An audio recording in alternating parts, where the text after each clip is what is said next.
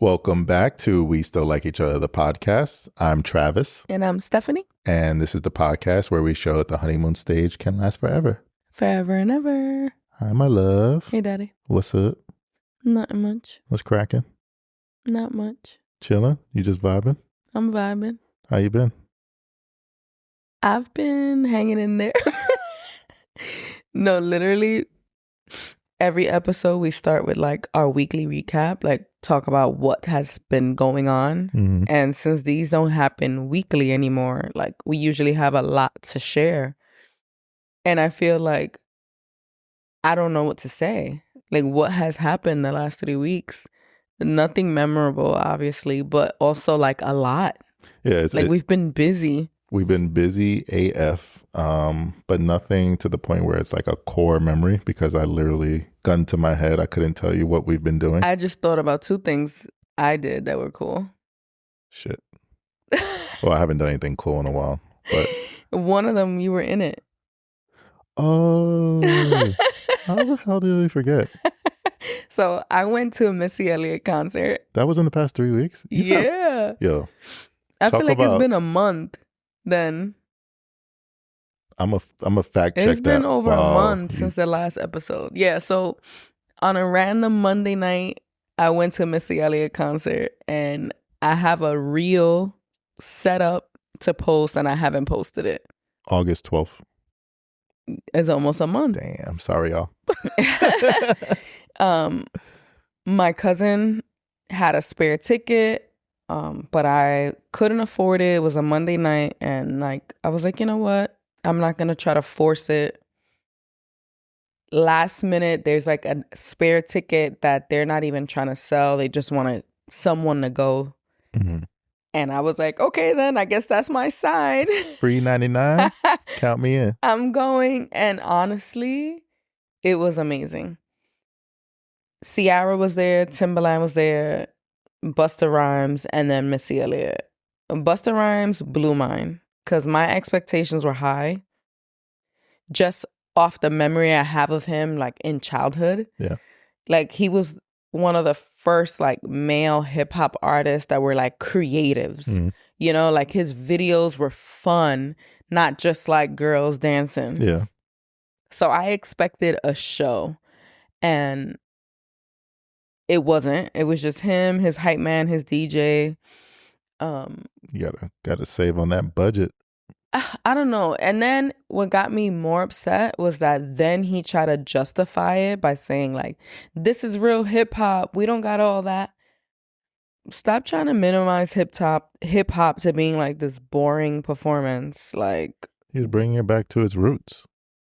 But no. I don't know. He's probably maybe he didn't have a budget. I don't know. Whatever. How was Missy? Missy was phenomenal. Okay. Like when you think of amazing concerts and shows in our generation, like the first person that comes to mind is like Beyonce. An artist all around. It just isn't singing. It's like art. It's like theater. Missy was like that. The dancing, the lights, the everything, like the whole, what do you call that? Production was just phenomenal. Chef's kiss.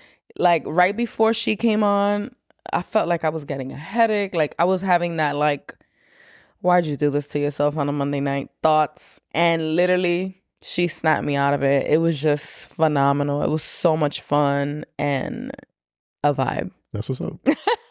I love that for you. You know, I'm always pushing for you to get out the house. So when you tell me about the opportunity, I think, you know, we run things by each other. And I guess you could say we ask permission. Kind of. Like, I feel like you presented it as like, do you mind? Yeah. And I rarely say no. But you know what it is? I don't ever present anything that I think is out of pocket or unreasonable. So that's why it doesn't ever seem like it's asking permission. It's more so like, this is what I'm thinking of doing. And since it is a Monday night and you work and everything, it was sort of like, is this okay? Yeah. And clearly, if I was living in Delulu and like missed something like important that you had to do or we had to do, then I would have been like, oh shit, I'm not going. So it's kind of like asking permission, but it's more so like just making sure it fits into our life without anything falling apart. Yeah. While we're speaking about it, my boy wants to go to Colombia next month. No.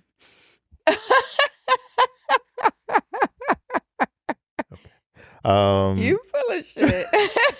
You're just trying to stir things up. Passport boys. No. So Missy Elliot, and then another core memory, which was very recent, like last week. I want you to give like the backstory on it because I think it deserves some attention. Yeah. So Eli went to his first concert. Yes, but tell the people how it came to be. My best friend was like, Young Miko is gonna be in Philly. I want to take Eli because Eli's a Young Miko fan. He's a music fan. He's a music lover. Wait, before you continue, Young Miko. I didn't know who she was until Steph and Eli started playing her around the house. We're watching her videos, and beautiful young girl, love the music. There's like one song I know better than the others because she kind of like mixes English words in it. But overall, very talented artist. Yeah. What? I remember one day Eli was watching one of her music videos. Oh God, don't be putting my son on blast. It's okay, funny. Go ahead. Listen, 20-year-old Eli, when you're watching this, we love you. He was watching one of her music videos and noticed that like a lot of the like her love interest in the video or just people that she was showing affection to were women. And he just kind of like, I don't know if he paused it or at the end of it just like asked Stephanie, is Young Miko a lesbian? And she said, yeah, baby. And the look of disappointment on my son's face. Like he was crushing on Young Miko. Yeah, he was crushing. But that's an assumption. Okay, well, we assume that he had a crush and it sucked to find out that she was a lesbian. Like he was like, oh, wow. Like it deflated him. But he still loves her. Yeah, he loves the music, loves her. But fast forward to Ashley. Yeah, so then I was like, you know what? When we went to the last Drake concert, I had a lot of guilt that we didn't take Eli because I'm like, you know what? He's getting to that age. There's other young kids at these concerts. He listens to the music at home. Like he could come with us. Yeah.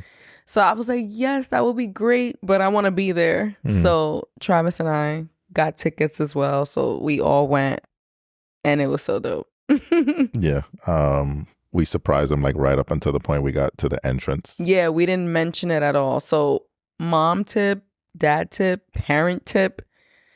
Don't ever tell your kids about the things before they happen.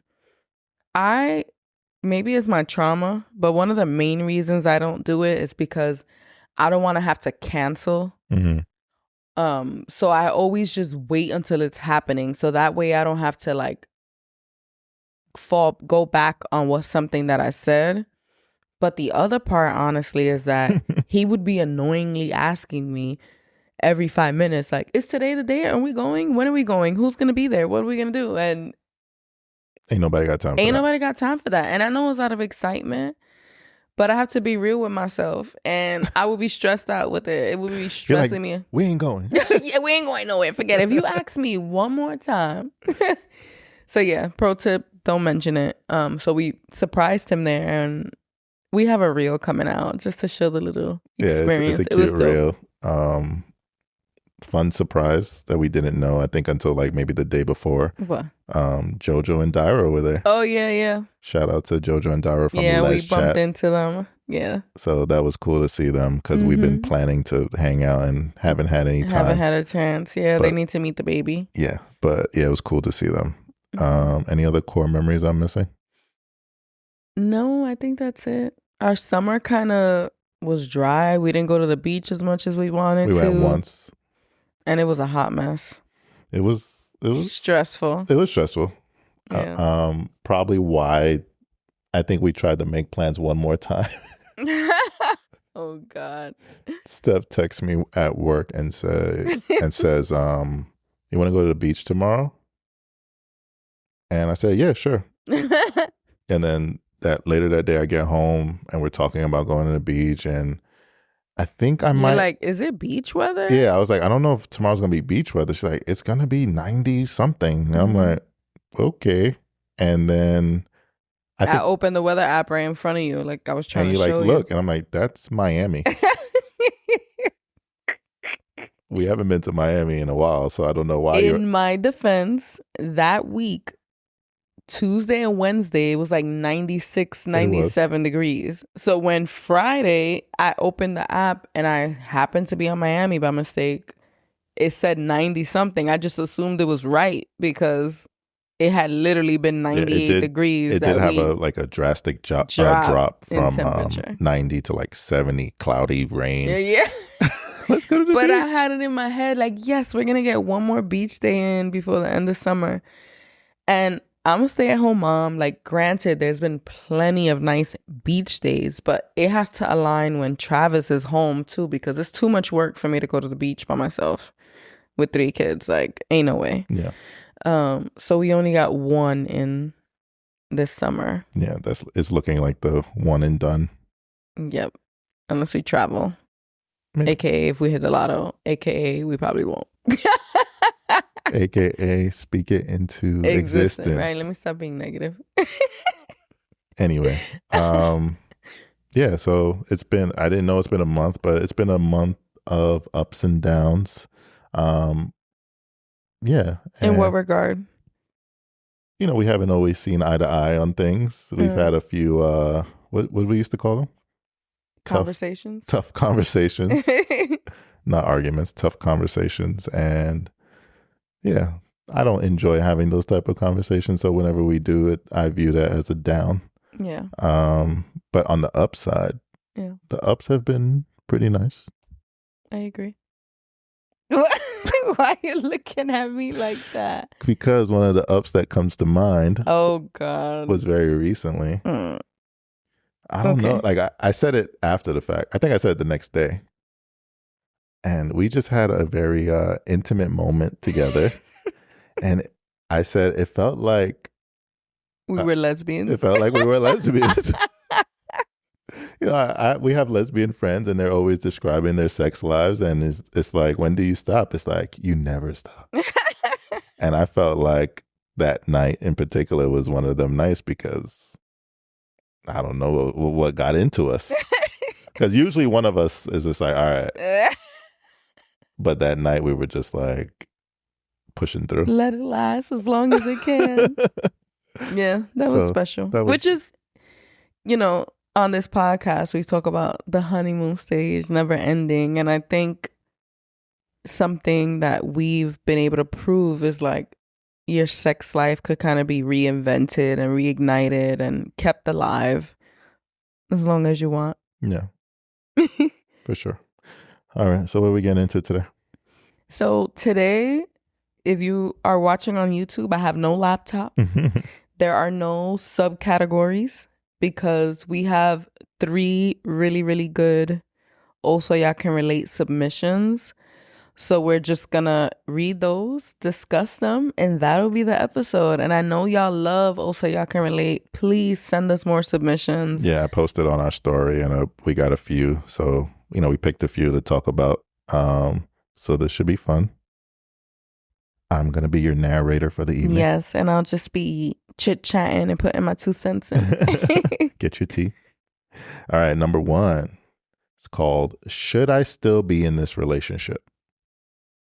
Can I say something already? Yes. I feel like even just that, once you start second guessing it, that's already a sign. I'm not saying that means you have to leave. I want to hear the rest of it, but that's never a good sign when you're already debating it. Let's do this. Should I still be in this relationship? I've been with my boyfriend for 10 years. I know saying boyfriend and 10 years sounds crazy, but we've been together since we were in middle school. I always knew I was going to meet the one, get married, and have my kids by 23 or 24.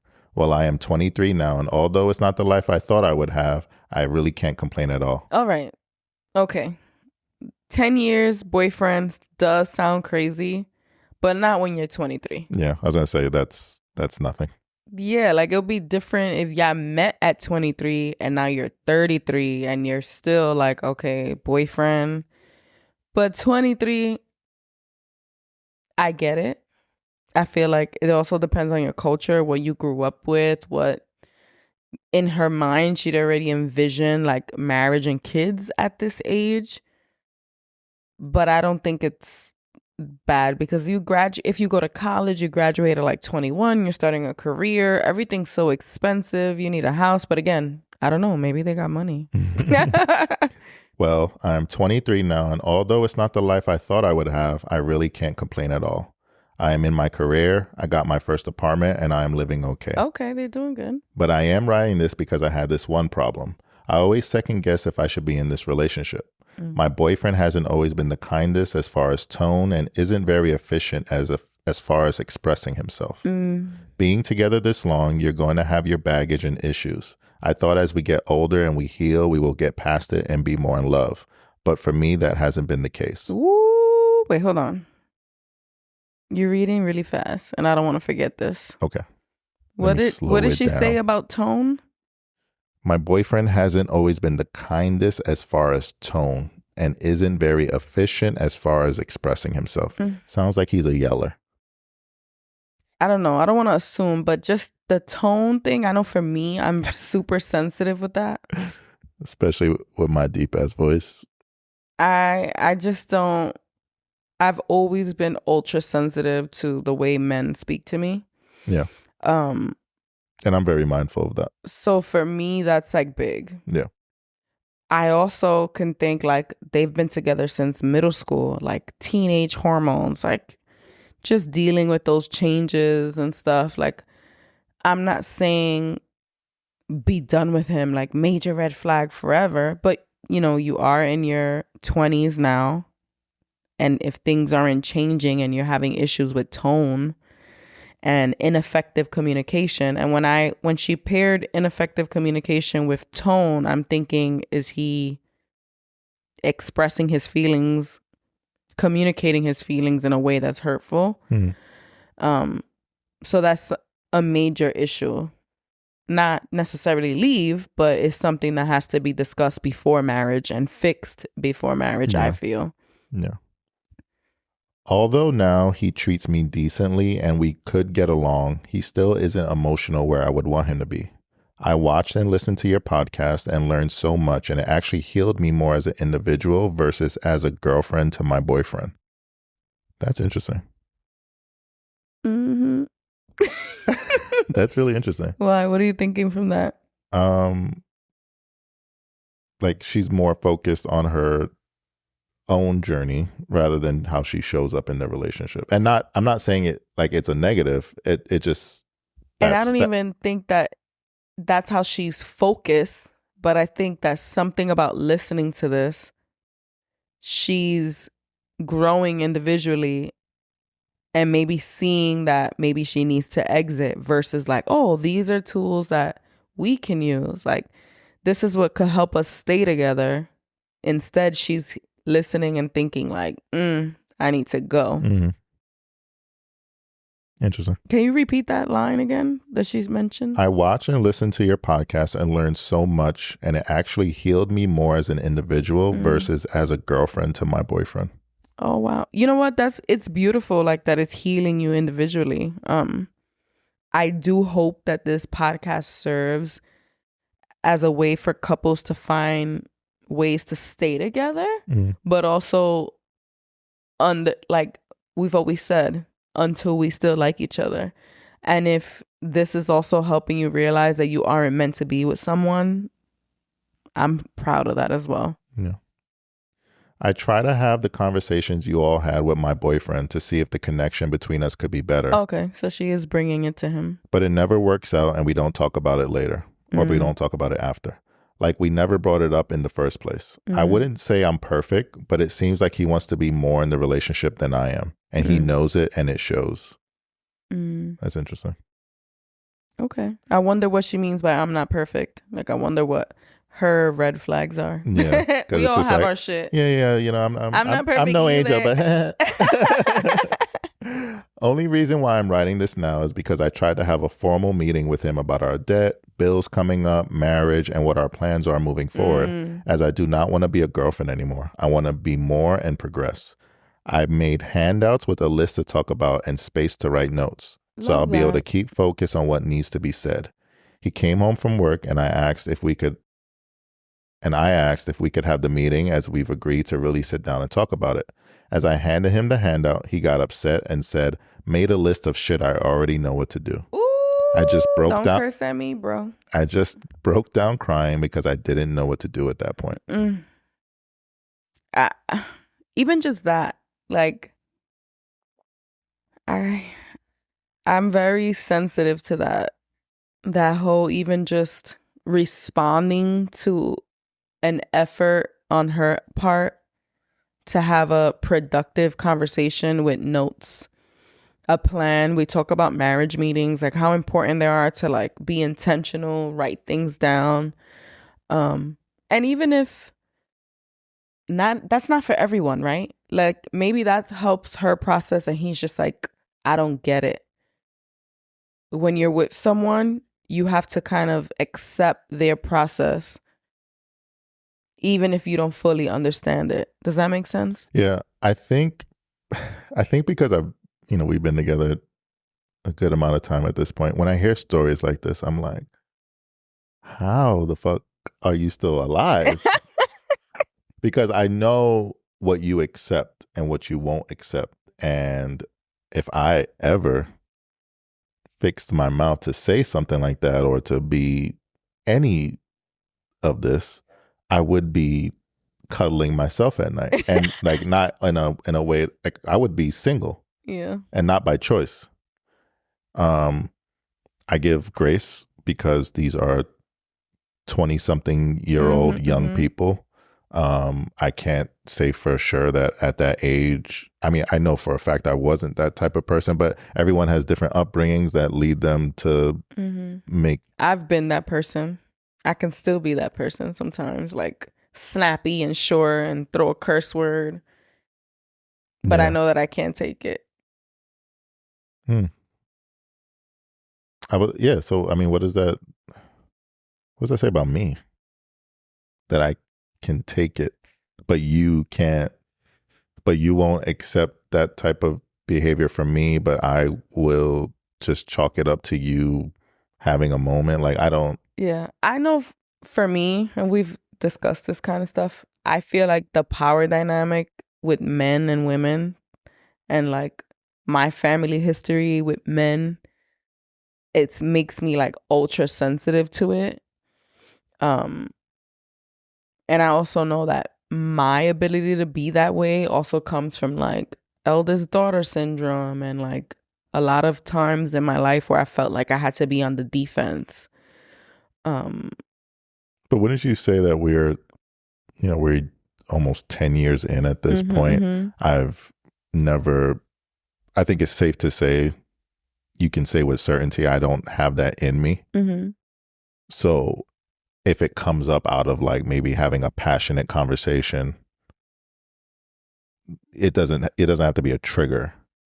Does that make sense? What do you mean? I don't understand what you're saying. So like, what's a trigger for who? For me? For you. Like you would immediately shut it down. Like, I'm not having this conversation anymore. Check yourself, check your tone. Whereas you could be passionate in a moment and I'll accept it from you, whether you're right or wrong. It doesn't matter. It's just, I think there's a certain like respect that you give to your partner, and yelling and cursing isn't the way. But what I'm saying is 10 years in, you know that I'm not abusive. I'm not yelling at you. I'm not just a grumpy asshole for no reason. But if we're having like so what you're saying, like if you did have a moment of like feeling that way, you would react in that way, that I should then take it because I know it's not you? Not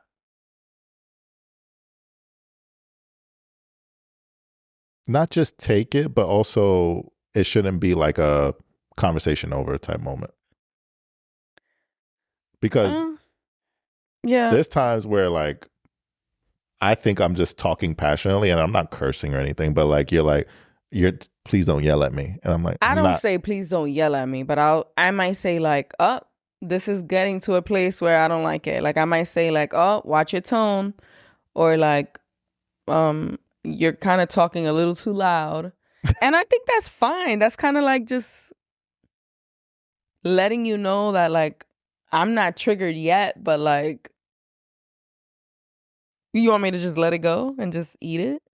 I think you should accept that like my partner who's this isn't his norm, Mm-hmm. is getting passionate about something he's expressing, and it doesn't have to be like this I'm triggered moment. I think because you take it personally. Like when I'm checking your tone, you're like, she thinks I'm abusive, or she thinks I'm this man that's going to Put use hands my on her. power against her. But I don't think that. If you cross the line, I probably would. But I just feel like I like to avoid that line even getting crossed. You know what I'm saying? Like, yeah, obviously, if I thought you were a man that was going to put your hands on me, I wouldn't be with you. So that is known. Like, I don't believe that. But still. And maybe also is avoiding me having to fucking get crazy. Because if you start yelling, then I'm going to start yelling. And then what's going to happen? Somebody got to go. And in regards to me not being triggered and never cursing or doing none of that, like I'm doing the work. I'm trying. And I know that I'm super proud of the woman that I am today. And like I control myself in ways that I probably never thought were possible. Yeah, a lot. I think we've talked about this on the podcast, but every time I'm like, see one of your family members like, oh, thank you so much. You calm Stephanie down. And like, for the record, like all the evolution of Stephanie is based on the work you've done. Thank you. Maybe I'm a small part of that, but I give you 80% of the credit. Yeah. Still a team effort. Yeah. I think it's a team effort because you don't trigger me. You know, like, it's not like you've ever said, Stephanie, you need to do this and you need to change that. I feel like you've just been like kind of a mirror for me and like a person that I don't want to lose. So it's pushed my evolution in that sense. Mm. But you aren't like dictating like, this is how you should act and this is what I expect. You get what I'm saying? So yes, team effort, but no. Gotcha. I just broke down crying because I didn't know what to do at that point. When he saw I made the exact same handout for myself, he started apologizing, saying, okay, go back a little bit because we were talking a lot. Okay, so I handed him, sorry. He came home from work and I asked if we could have the meeting as we agreed to really sit down and talk about it. As I handed him the handout, this is the handout she made so for them to like bullet points and take notes. He got upset. He said, I made a list of shit I already know what to do. I broke down crying because I didn't know what to do at that point. When he saw I made the exact same handout for myself, he started apologizing, saying he was projecting from what he was going through at work. So basically, she handed him this handout. He said, I already know what to do with this shit. Why are you giving me this handout? But then also noticed that she made one for herself. So she, they both should be held accountable in this during this meeting. He felt like he was being attacked, but she's like, no, this is just like some structure. I have one too. It's not me giving you a list of demands. It's more so like something to follow along. Something for us to follow during this discussion so that it's structured. And then apologizing, saying he was projecting from what he was going through at work. His manager gave him a handout of a list of duties he was responsible for after working there for 3 years in the same position. I mean, what's that? Bit of a reach. I have kids. I've been a young man who's made some poor decisions. I'm still making poor decisions sometimes. I know what it's like to be backed into a corner and you're just like reaching for any weapon. And he's like, my manager handed me a list. Personally, it sounds like bullshit. I don't know what you think, but I just think he realized he fucked up and he quickly went into his bag of what can I say right now? Oh yeah, my manager who's a dick, you know about him. You know what? I'll give him the benefit of the doubt. I will still be pissed off about it. Clearly he has issues with communication. But I could see how that's connected, even subconsciously, right? Like they've been together 10 years. Like you're making a list of things that I'm already due. You know, it reminds me of like being an immature kid when your mom's reminding you of things and you're like, I already know what to do. Mm-hmm. Even though like you don't know, that's Yeah. why the fuck she's reminding you. So there's some immaturity there, but I'd give him the benefit of the doubt that that's kind of like connected. Yeah. I really didn't care for that excuse, but he was expressing himself and I just let it go. I love him and he's not a bad person. I just wonder if he's what I need moving forward. It's already hard enough. I've known him my whole life and he was there when I didn't have anyone. Yeah. And this was, should I still be in this relationship? Okay. I'll go first. All right, go ahead. I say yes. Even though I'm giving him shit for his excuse with the manager, from what you've presented, I don't think this relationship is doomed. Yeah. I think you are two young 20-something-year-olds and you're still figuring out how to navigate relationships in a healthy way. Mm-hmm. I've been in relationships at that age, but they haven't gone into my 20s. Mm-hmm. There's a dip, like you've grown with this person, but have you grown with this person? Mm-hmm. Are you both, you say you're doing the work, but is he doing the work? And I think that's important.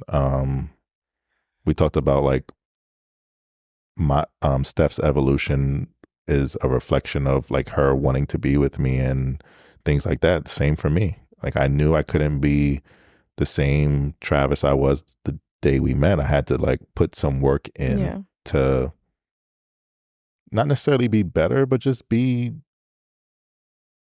different, just evolve and whatever that may look like. And I think he needs to do the same. Yeah. And I also think that one failed attempt at like a structured meeting shouldn't end a 10-year relationship. I definitely think he needs to check the tone thing. I don't like it. And I feel like I remember being young and in a relationship.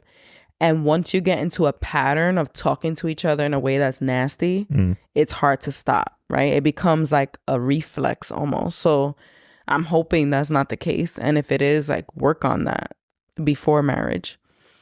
The other thing is, if you had this idea to like be married with kids at 23 and 24 and you end this relationship right now, it's kind of rough out in these streets.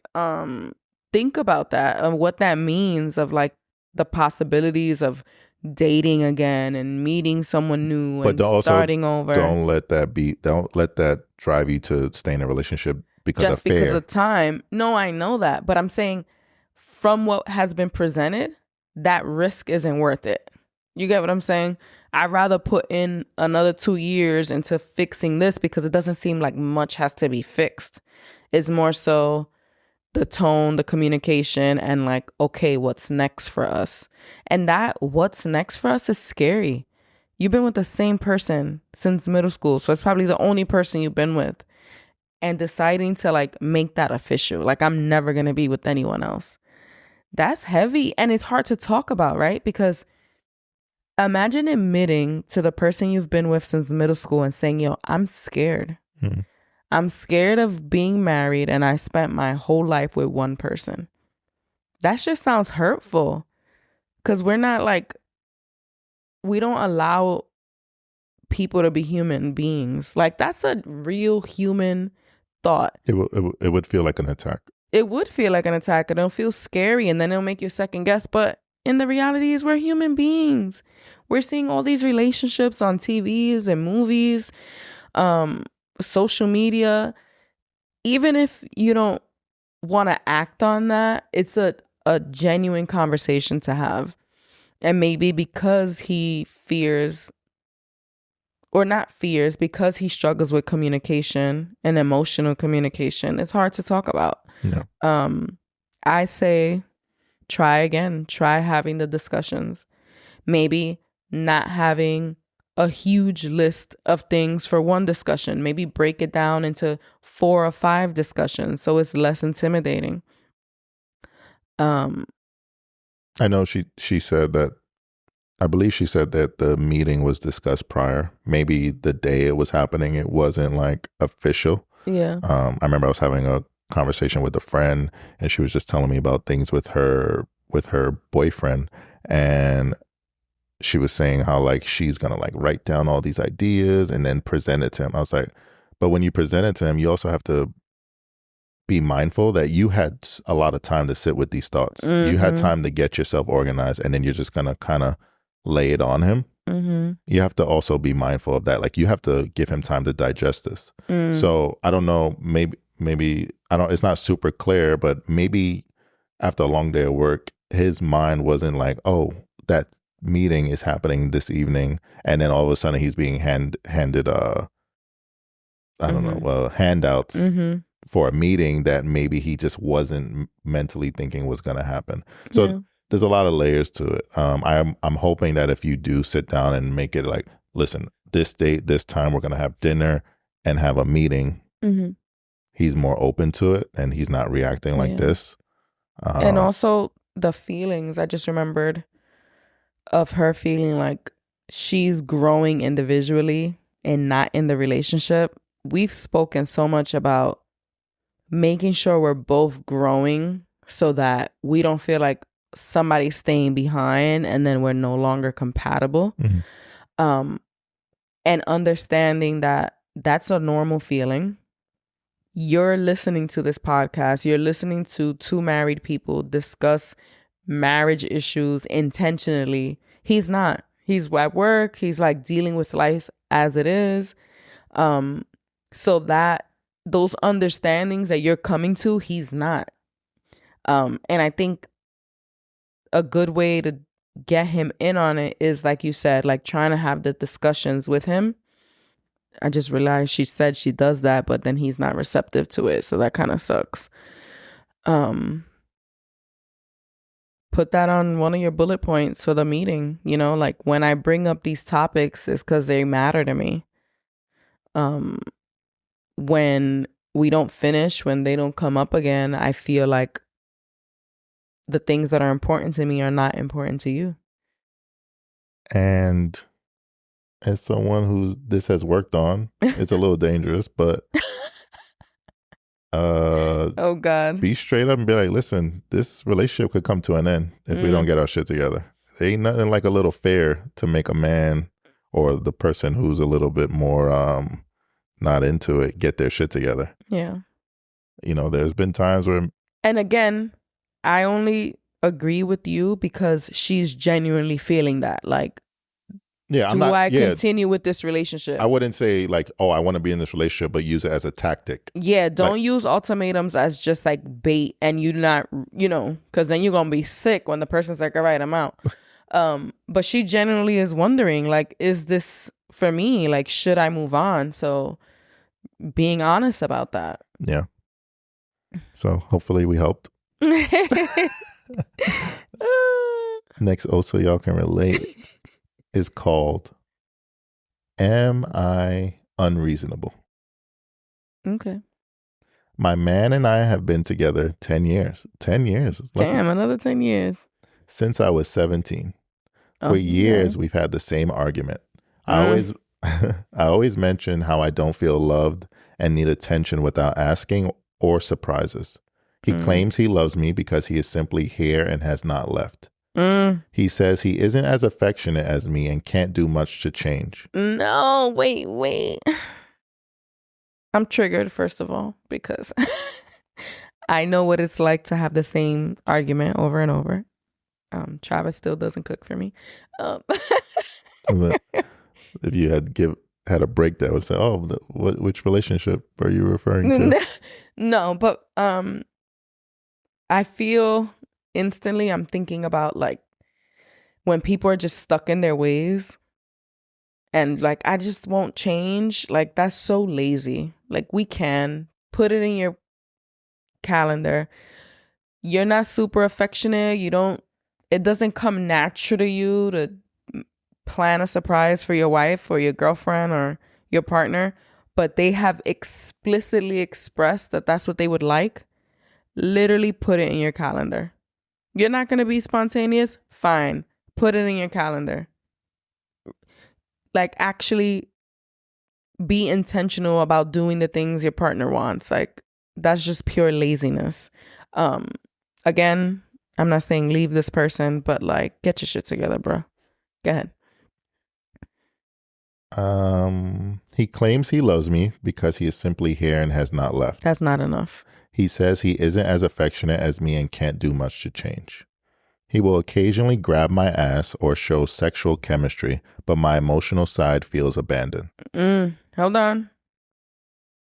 My parents, my mom and my stepdad, but he like raised me. I consider him my dad to this day. He was hardworking. He was always home. He wasn't out drinking. He wasn't out with his boys. He wasn't gambling. The bills was paid. But he was dry as fuck. Didn't show my mom any affection, any love. But I've heard through the grapevine that he did have a good sex drive, right? But it's like, you don't want to have sex with someone who isn't showing you affection and love just throughout the day. That's funny. No, I'm like, what grapevine you heard about your dad having a mess? I mean, it's kind of like... You know, my mom talking with like my cousins and me acting like I don't hear it because I don't want to hear my mom talking about sex. But you know, gotcha. Okay, that's the grapevine. When you're, you know, that relationship when you don't talk directly about things with the parent. Gotcha. That's the grapevine I'm talking about. Okay. And for a long time, I used to be angry with my mom because I felt like my dad was just such a good guy. Like, why are you complaining? But like, as an adult, as a woman, like, nobody wants to be with someone who's dry and not showing affection. And their only way of showing affection is through like sexual intimacy. So I get it. Yeah, that much so. Mm-hmm.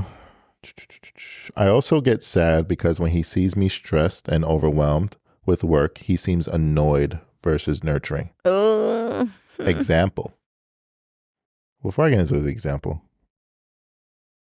what? I just don't know how these men are getting away with this. What? There has to be other men listening to this podcast who feel the same, because we just know that our wives would, or girlfriends would just not be with the shit. I mean, I've expressed wanting you to be a little bit more nurturing or caring. But straight up saying... like you're annoyed? No. Yeah, you wouldn't do that. There's a difference. Yeah. Anywho. I also get sad because when he sees me stressed and overwhelmed with work, he seems annoyed versus nurturing. Example. Yesterday, I was working late and tried cooking dinner while working. Multitasking. My spaghetti meat burned. I know that pissed you. Oh, I got frustrated and cried, and he laughed and said it's no big deal. Ugh. Let me shoot him some bail. Like tone and everything is important here. Mm-hmm. If I'm trying to lighten the mood, I would do something similar, right? Like if you burn something and you're pissed off, I'm like, come on, man, why are you not paying attention? Or it's all right. But in that moment, she probably wanted to hear, I'm so sorry, babe, that you were juggling so much. I should have been here. I should have been taking something off of your plate so you wouldn't be through this. Yeah, but how can I help you? How can I make this better? That's what she wanted to hear. Saying he laughed sounds like the little kid in Simpsons.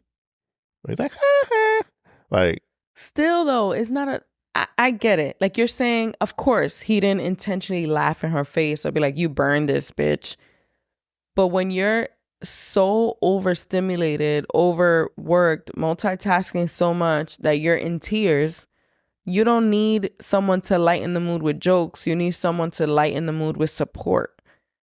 Like, I'm guilty of that. I should have, you make fun of too many things and not the right moments. Because I'm a playful person. Yeah. But there's a time and place. There's a time and place. I'm learning that. I'm trying to get better at it. But I'm like, I always said I could find the humor in anything. Mm-hmm, like if I worked hard enough, I feel like I could be a comic, because like one of my favorite comedians, like Andrew Schultz, it'll be the most fucked up situation. And he's like, he could find the thing in it, you don't always feel the same. So I mean, in the jokes on his podcast and stuff, I find it funny, but I'd probably find him hard to live with. Okay. All right, where were we? I got frustrated and cried, and he laughed and said it's no big deal. He got home and went to his shed to enjoy his hobby while I worked. I tried to cook and care for our son. Oh, so while I worked, tried to cook and care for our son. He eventually came in and didn't offer to buy anything or do anything, but I can hear him rummage in the kitchen seeking snacks out of hunger. See, she wanted him to be like, I got us. This burned, you're busy, I got us. And I kind of feel like there's this running joke on social media that like a lot of people who make couples content like to do, like that the wife doesn't know what she wants to eat. Yeah. But it's also like sometimes you don't want to have to even think about it. Like, just get me some fucking food. Like, just handle it. I eventually called him and told him I am working late and either to cook something for him and our son or go buy. He sounded annoyed and asked what I wanted to eat. I said, I'm good. I'm just trying to finish work. He huffed and left and just got a frozen pizza for our son and made that. My son and I went to bed.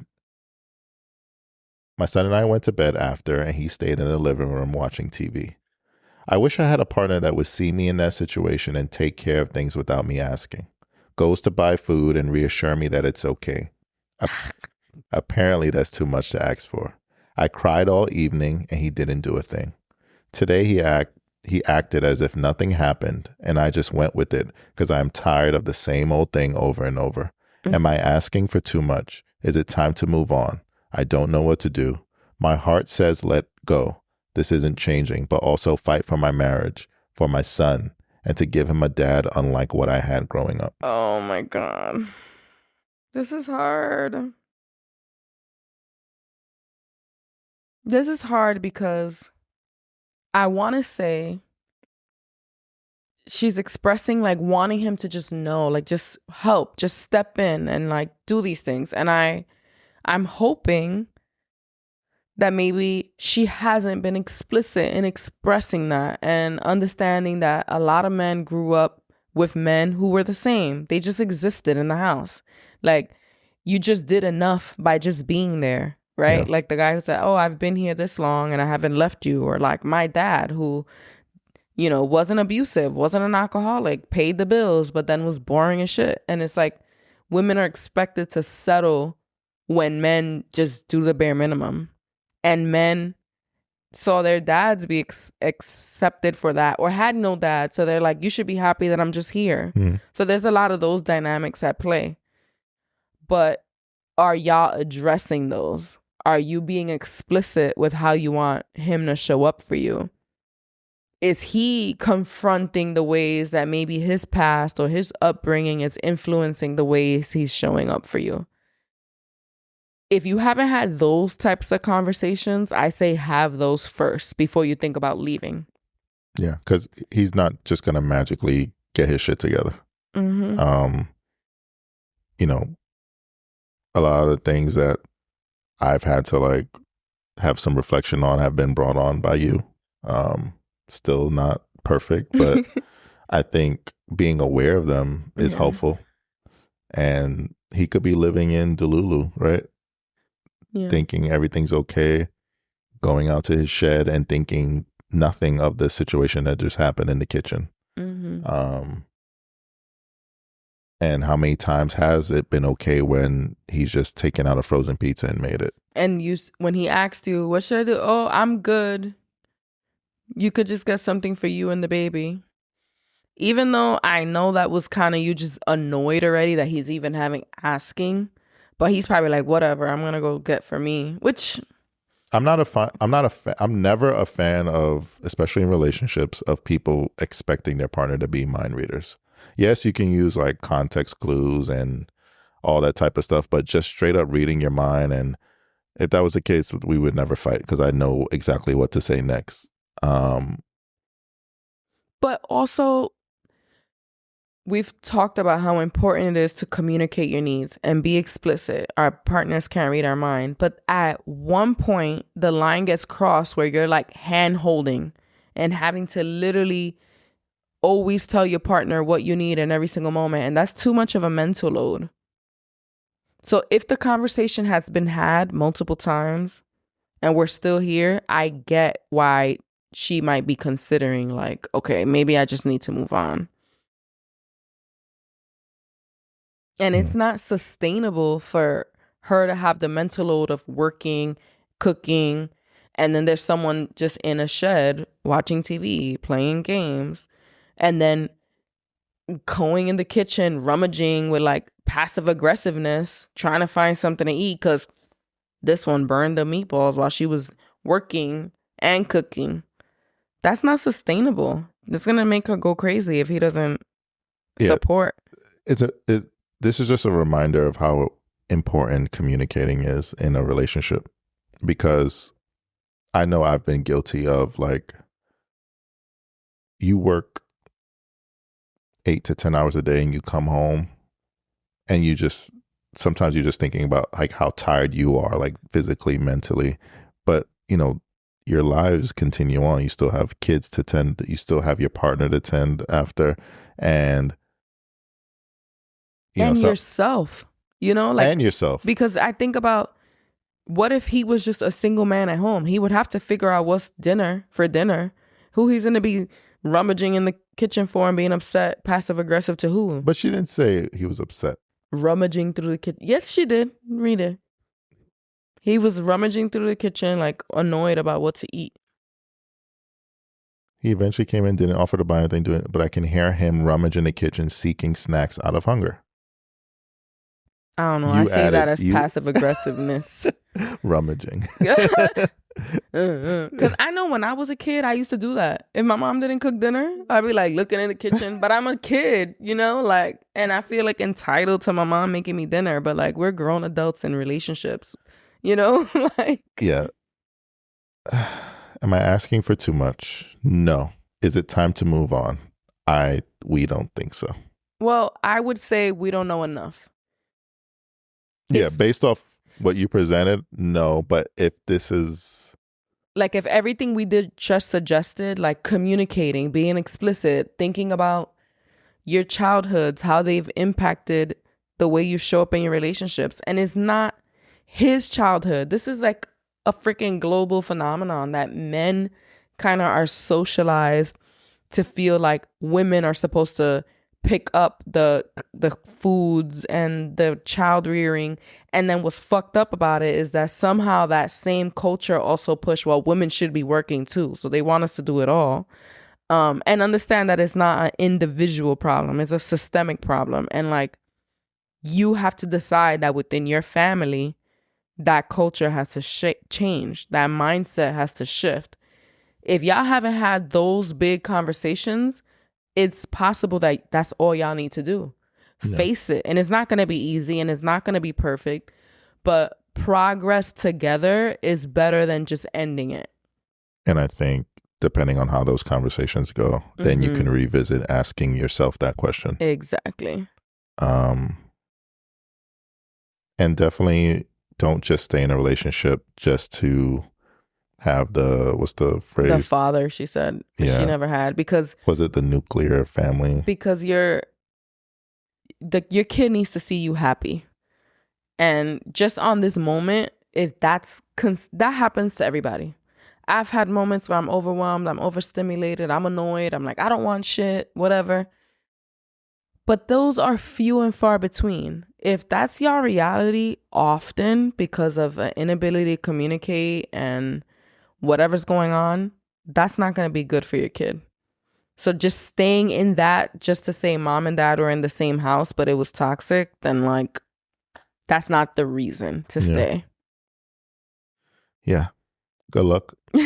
Yeah. Good luck. I hope it works out. This last one, subject was just called relationship. Currently engaged and experiencing some struggles with my place as a woman. Kind of connects. Okay. No? Okay. I love my partner and our life, and I've noticed so many things are expected of me just because I am a woman. Okay, so yes, now I get where it connects. I read ahead, sorry. I'm expected to cook and clean. I am also expected to somewhat nurse his ego and pride. These are things I do enjoy doing, but beneath the surface, I dislike that is expected just because I am a woman.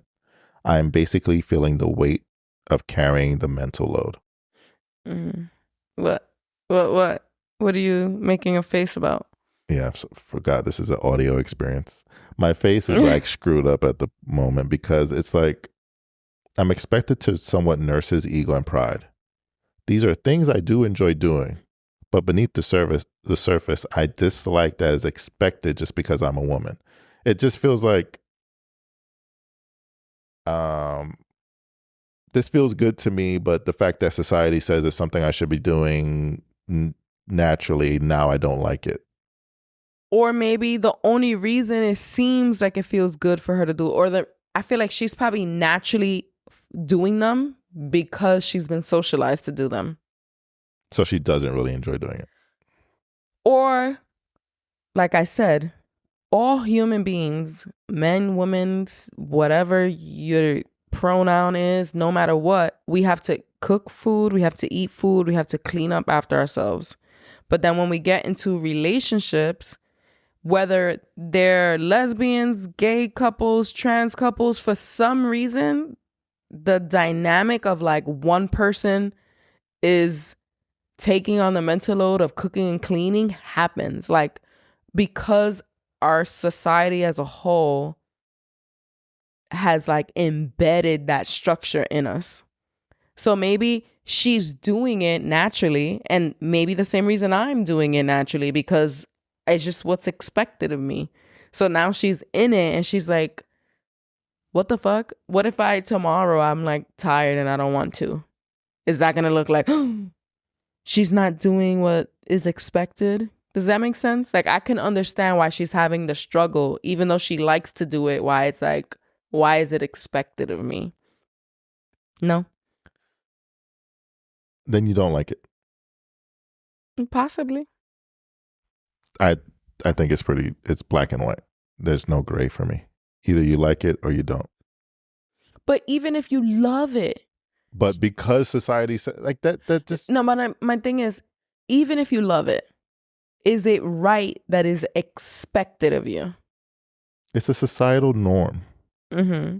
And this is our society until, society goes through ebbs and flows, and that might change 20 years from now. And I feel like it's already changing. Like the line is getting more blurred, as the years go on. So maybe she feels like within her relationship is not so blurred. It's still an expectation of her. To my original point, then I just don't feel like she genuinely likes it, because then we wouldn't be reading this message. So do you think I genuinely don't like being a stay-at-home mom just because I have complaints and feel like you should also know how to cook and know how to wash clothes and know how to do things? No, because those are things you've expressed to me as, or not even expressed. Like, I just know that you're not the traditional woman. Like, in terms of like what you're not cooking and cleaning. Like, after we're done with this podcast, I'm about to go wash dishes and get the kitchen in order. If you were the traditional woman, I would be going to bed and say, see you in an hour. So then you get what she's saying then. I thoroughly enjoy curating our home, cooking our meals, because I love food and I find joy in food. I like a clean space. But it would still bother me if it was the expectation, and that when I have days when I don't want to cook is frowned upon, or when I have days that I'm like, you know what, I'll get to cleaning that later, it's frowned upon. And frowned upon doesn't mean I don't like by it. Who, society or her partner? Well, from the information she's given us so far, there's an expectation there. And that's a question we got to ask. Did he explicitly say is expected, or because you yourself are Like feeling the pressure from just society at large, or whatever other community you're a part of? Or did he explicitly express that? She wrote a little more, so maybe this will give some context. Okay. I'm basically feeling the weight of carrying the mental load. I know I can ask for help, but that feels unfair to do the thinking of the problem and solution. I know I have to give and take, but I feel like society, family, premarital counselor, etc., just wants me to accept that I will be having to give more than I take. This is a very premarital counselor. It's a thing. Okay. People see counselors before but they're counseling her that as a woman, she has to be prepared to give more than she takes. Bruh. If I had to take a guess here, I would say it's probably like something with the church. Oh. If I had, that's my assumption. Okay. That adds layers to it. Yeah. This is a very small part of an overall happy and healthy relationship, but I have been thinking about it a lot more as marriage approaches. Any advice or words of encouragement? Okay, so it seems like they're part of not just a larger culture, like we talk about us as a world, but it seems like even her closer subgroups, cultures kind of enable that culture of women have their place, men have theirs, and kind of even encouraging like, well, that's just what you got to do. No. I don't accept that. That's not what we're about. So if you're asking us, absolutely no.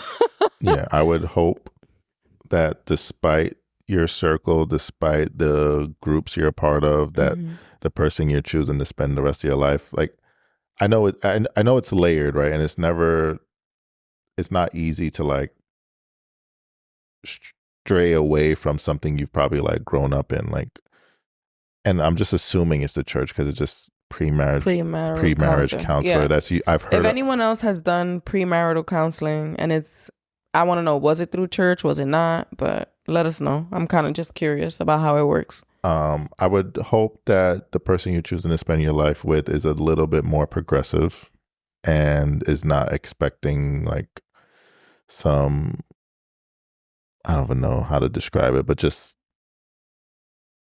it's not a norm I'm used to seeing. Yeah. And I also feel like in marriage, there are plenty of times that you give more than you take because it just happens, right? Because life has ups and downs and things are changing. Like when I was in school, Travis did all the laundry and like things just happen. I'm home with the kids, so I happen to do more home stuff.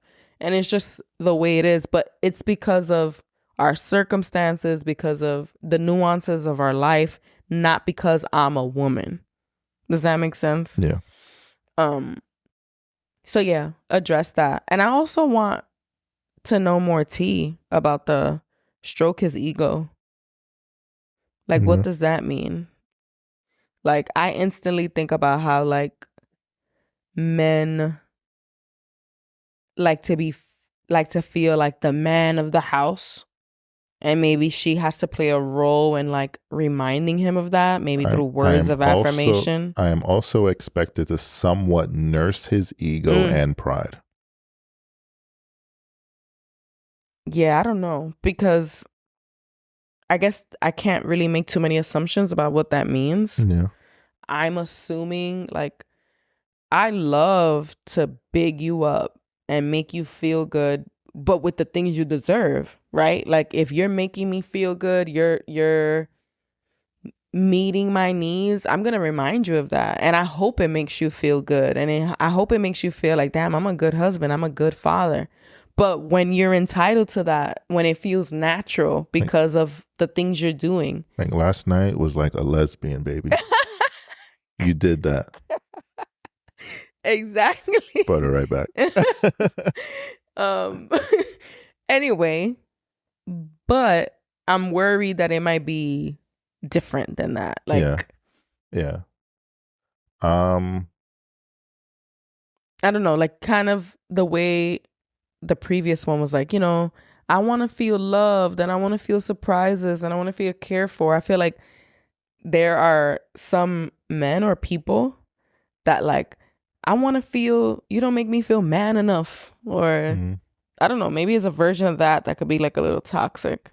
You know, thinking about gender norms and gender roles and all that stuff, I feel like there are things you expect of me just because I'm a man.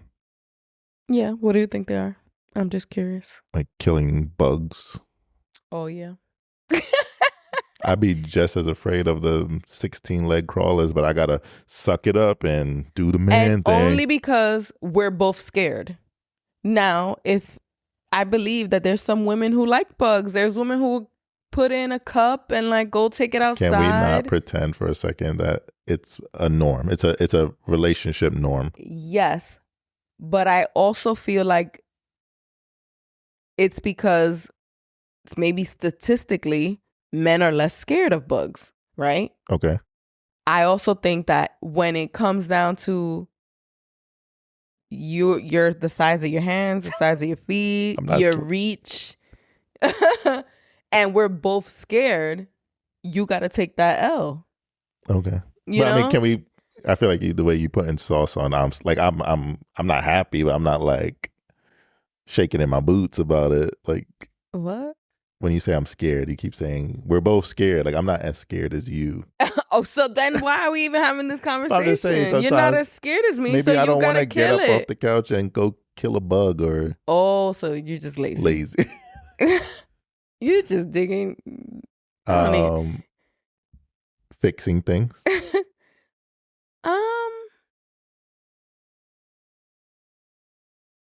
I don't think it's I don't expect it. You do. I do. Anytime there's something that you just kind of like give me a list of things that need to be fixed. Because I have a lot of shit to do already. It's a relationship norm. Don't accept that. Because you have a million things to do and you'll add 1,000,001 if it falls under like your role. I mean, I guess. But there's plenty of things I fix if I want it fixed in that moment. Like if I don't want to wait for you to get to the list. Earlier episodes, remember our whole WD-40 debacle? Yeah. Perfect example. You could have ordered some WD-40, sprayed it and fixed it. But I asked it of you. I purposefully delegated it to you. Because men are the fixers. Especially of things, physical things. I mean, I guess. So I feel like it shows up in everyone's relationship. Yeah. What was the question posed? It was any advice or words of encouragement. Yeah, that's it. Let's end with some encouragement. Okay. I think it sounds like you are going to get married to this man. Yeah. Similar to the other previous submissions, communicate. If this isn't something that, like you said, you like doing it, but maybe you just don't want it to be expected of you all the time and without judgment, then I think you need to express that to your fiance and make sure you're on the same page before you tie the knot, because you would hate to be married and a few years in and just, growing resentment for him. Yeah. Definitely. I say I'm worried about the the ego. The ego thing. Like, I don't know what that means. Like, it scares me because then I think, again, this is probably, my own trauma and my fears with men, but it makes me think, like, what are the consequences if she doesn't? How would he nurse his own ego if she's not doing it, Like, I think of the power dynamics in abusive relationships, like when the oppressed has to nurture the ego, is like taming the lion, like what if she doesn't do that? Like, I don't know, that whole little part I need clarification is making me scared. So it makes me want to say, like, girl, run. But again, could be nothing. It could be nothing. It could be just words of affirmation that he needs, which is normal. Yeah. DM us. So Steph doesn't lose sleep over this. Yeah. And go with your gut. Sometimes Sometimes that gut is there for a reason. Take your probiotic. This was fun. It was. Good luck in sending nothing but love and positive energy to everyone who submitted us a submission. Appreciate you being vulnerable. This was all anonymous, but still we know. So it's not. Thank you for trusting us. Thank you for trusting us. I think that's a wrap, my love. Yes, and to everybody listening, go have some lesbian sex. We didn't mention? What? Or did we? Did we mention your YouTube? Oh, we didn't. At the very end of the show. I have a YouTube channel. My beautiful, lovely, intelligent wife launched her very own YouTube channel. And my husband that I expect to edit my videos made it dull. It's called Stephanie Makes It Work. Steph Makes It Work. I think it's a combination. But yeah, I'm proud of you. Thank you. It's something you've been wanting to do since like our first year together. So kudos to you. Your second video is coming soon. All about homeschool. And what my lovely wife is referring to is made a little editing mistake. You might have noticed even on the last podcast, it was a little dull in terms of the color. Yeah. It's like grayscale. It's like grayscale. And anyone in this field will know it. I could have fixed that in a few seconds. It won't happen again. I'm still learning. And unfortunately, I did it to her first YouTube video. But besides the point, great video, great content. And I'm nervous about this homeschool one. It's going to be fun. It's going to be great. But yeah, if you made it this far, thank you. We still like podcast reviews. What? I thought you were going to say we still like each other, I guess. No. We still like and appreciate podcast reviews. We love when you guys engage with us on social media and YouTube. Please do, even if it's just to say hello. It really helps us in everything that we have going on for ourselves personally and with the brand. Show my wife some love on her YouTube. I'll put it in the description. Go subscribe. I think that's it. Have an amazing month. No, hopefully it'll be sooner. I'm not going to put my foot in my mouth and put a date, but we'll do our best to make it sooner. We'll try. My lovely wife. Daddy. Do you still like me? I still like you. I still like you too, baby. Peace, y'all. Bye.